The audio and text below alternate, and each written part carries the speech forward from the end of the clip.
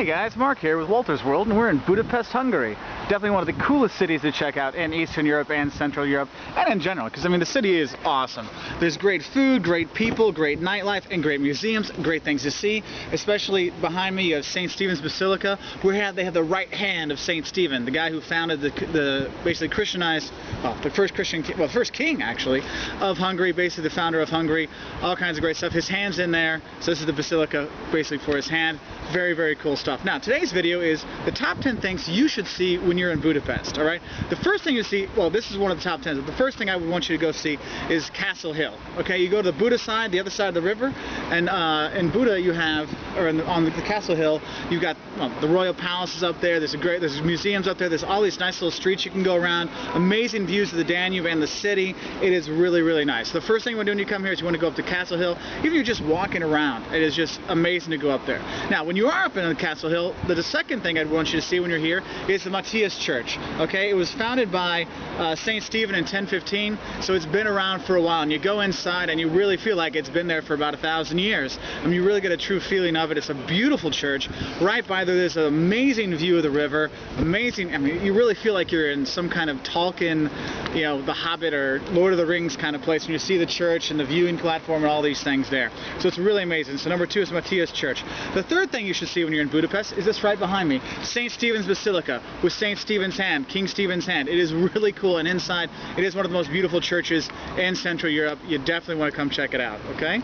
The fourth thing you want to do is when you're here, we're going back over to Buda, because this is in Pest. We're going back over to Castle Hill. There's one, if you're going to see one museum on the Castle Hill, one thing over there, I would recommend going to the Castle Museum, which is the Budapest History Museum. It gives a wonderful background of how Budapest formed, because there was Buda, and Pest, and they all came together, because actually the city of Budapest is really rather young. It's only like 150, 160 years old, but obviously it's been around for a lot longer than that. So it tells kind of the history of all the stuff that's actually been going on here, and it is really enjoyable about the history of the city. Okay, the fifth thing you want to do when you're here is if you come here when it's a little bit nicer weather, you can even go down there anyways, go down to the Danube. Okay, just walk along the Danube, take a river cruise. It is beautiful. It's a beautiful stretch of the Danube. Walk around, there's little like parks on the side, go play with your kids, have a nice view, go with your little sweetie, make kissy, all kinds of good stuff. Enjoy some of the really dark red wines they have here in Hungary that are very good. The beer's good here too, so hey, you know, have a nice little time down there. But it is really, really beautiful. And when you're on the Danube, you can see the chain bridge. And the chain bridge it's you know, one of their, I mean, anything you see here in Budapest, they always have a picture of the chain bridge. It's the oldest bridge in the city. You want to check that out when you're on the Danube. So I guess we'll say number 5 is go to the Danube, take a nice little view, and see the chain bridge. Okay. The sixth thing you want to see is on the Pest side. You go kind of farther out, not really in the center, but you go farther and farther out, and you're going to go out and see Heroes Square. It's right on a big park.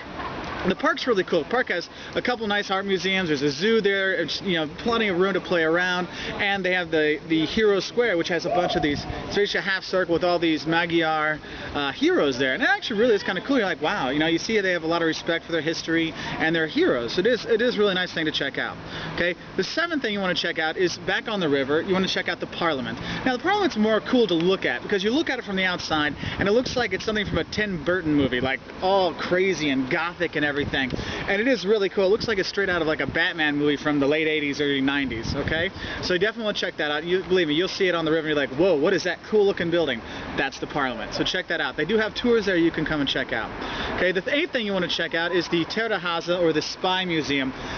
Obviously, Hungary did have some bad times, just like a lot of countries did in the 40s, 50s, 60s, 70s, stuff like that.